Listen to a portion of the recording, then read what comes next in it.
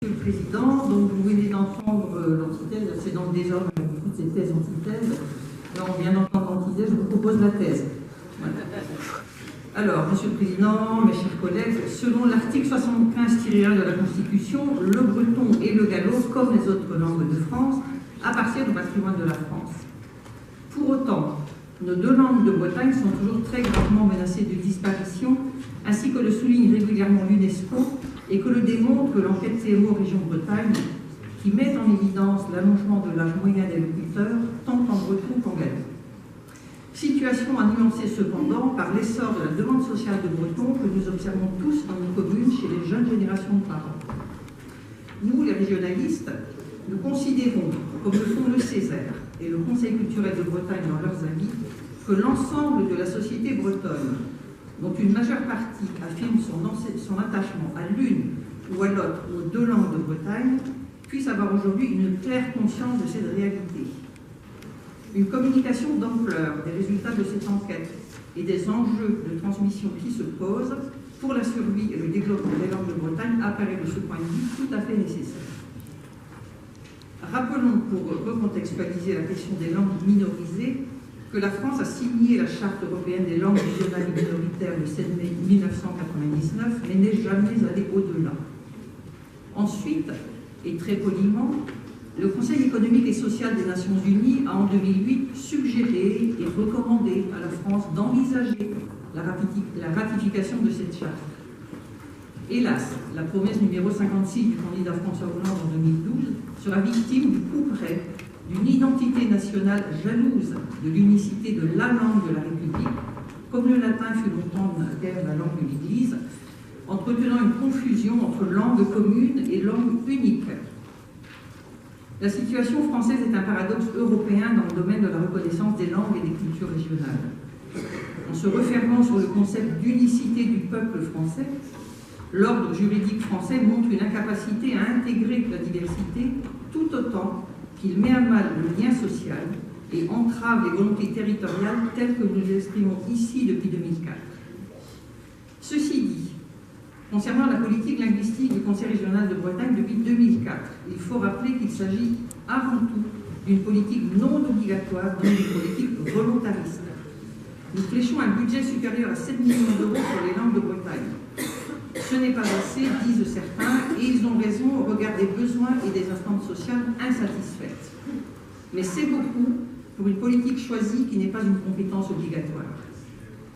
Les résultats de l'enquête socio-linguistique reflètent une forte volonté de la population de développer la présence du breton, notamment dans les services publics à hauteur de 60%, dans la signalisation bilingue à hauteur de 73% et dans les émissions radio et télé à hauteur de 55%. Quant aux jeunes parents interrogés, ils sont plus de 40% à souhaiter que leurs enfants puissent être scolarisés en bilingue dès la maternelle et les conditions d'accueil ne sont pas aujourd'hui réussies, mais cela relève de l'éducation nationale. Félicitons-nous d'avoir entendu les attentes de la population bretonne, j'ai presque envie de dire du peuple breton, à passer d'une co-officialité symbolique à une co-officialité de fait de la langue bretonne. Réjouissons-nous aussi du fait de voir la belle unanimité des membres du Césaire autour de ce bordereau sur les langues de Bretagne, car c'est une première fois.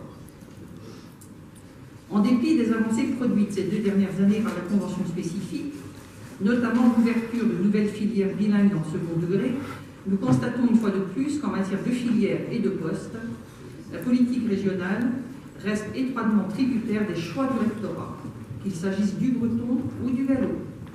Les décisions des autorités académiques pèsent tout particulièrement sur le développement des langues régionales dans le réseau public. À cet égard, nous ne pouvons qu'être amers après l'abandon du projet d'élargir à l'ensemble des départements bretons l'enseignement d'initiation à la langue bretonne pratiqué dans les écoles publiques monolingues fiduciaires. Ceci alors que la feuille de route académique 2017-2020 en faisait la proposition.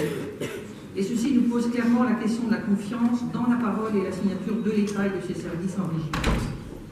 En effet, alors que les filières bilingues des écoles connaissent une croissance continue de leurs effectifs et des postes sous l'impulsion de la nouvelle convention État-région signée en décembre 2015, il faut le rappeler, sous la pression du Conseil régional et de la population, le second degré, lui, est en crise.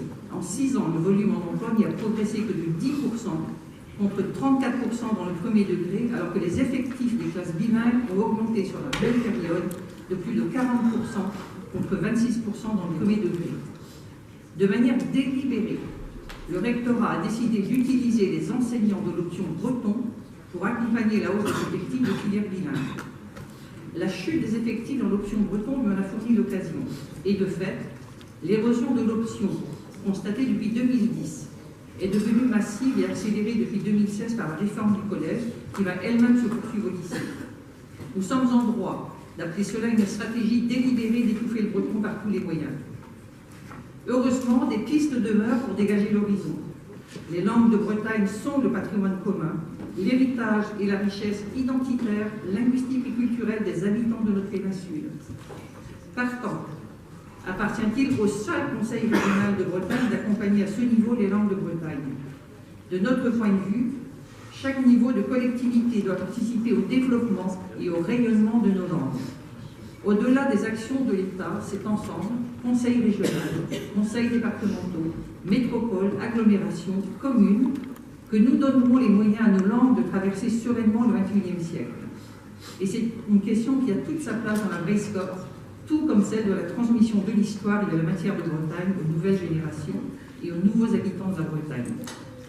Je terminerai mon propos en levant les yeux vers mai 2019, vers les élections européennes, effectivement il y a un lien, et en levant aussi les yeux au ciel.